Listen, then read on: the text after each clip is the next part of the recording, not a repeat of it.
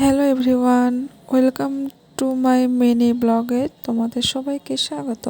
আজ হাজব্যান্ডের আবদার ছিল, আজকে ওয়েদার একটু নর্মাল, অনেক বৃষ্টি হচ্ছে কাল থেকে, তাই মনে করলো একটু গরুর গোস্ত দিয়ে একটু খিচুড়ি খাবে, লেটকা খিচুড়ি যেটাকে বলে।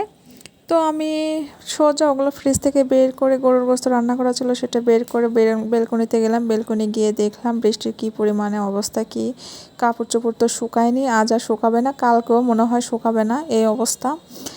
তো একটু পানি খেয়ে নিলাম, পানি খেয়ে দিয়ে তারপরে কি করব সেটা চিন্তা করলাম। চিন্তা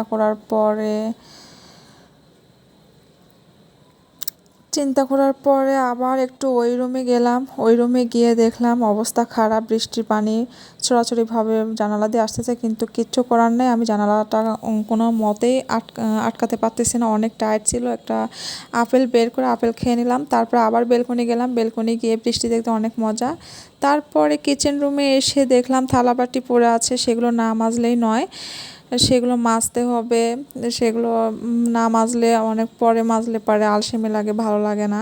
আর যে ওয়েদার, মনে হচ্ছে খালি শুয়ে বসে থাকি আর একটু হচ্ছে স্ন্যাক্স টাইপের কোনো কিছু খাই, এরকম মনে হচ্ছে। কিন্তু কিছু করার নেই, আমি একটু অসুস্থ, যার কারণে আমি এগুলো কোনো কিছু করতে ভালো লাগতেছে না। তারপরে থালাবাটি মেজে কিচেন রেখে তারপরে কি করব সেই চিন্তায় বিভোর হয়ে থাকলাম। একটু মোবাইল ফোন ঘাটাঘাটি করলাম, ভালো লাগতেছে না। তারপরে থালাবাটি মাজার পরে একটা জিনিস ভুল হয়ে গেছে, সরি। আমি হাত মাজলাম হ্যান্ড ওয়াশ দিয়ে। আমার কোনো কিছু করলে হ্যান্ড ওয়াশ দিয়ে হাত ক্লিন করতে হয়, তাছাড়া ভালো লাগে না। তারপর আবার ওই রুমের বেলকনিতে গিয়ে দেখলাম গাছের কি অবস্থা। আপনারা অ্যাভয়েড করবেন ওই ঝাড়ুটা, সরি ভুল হয়ে গেছে।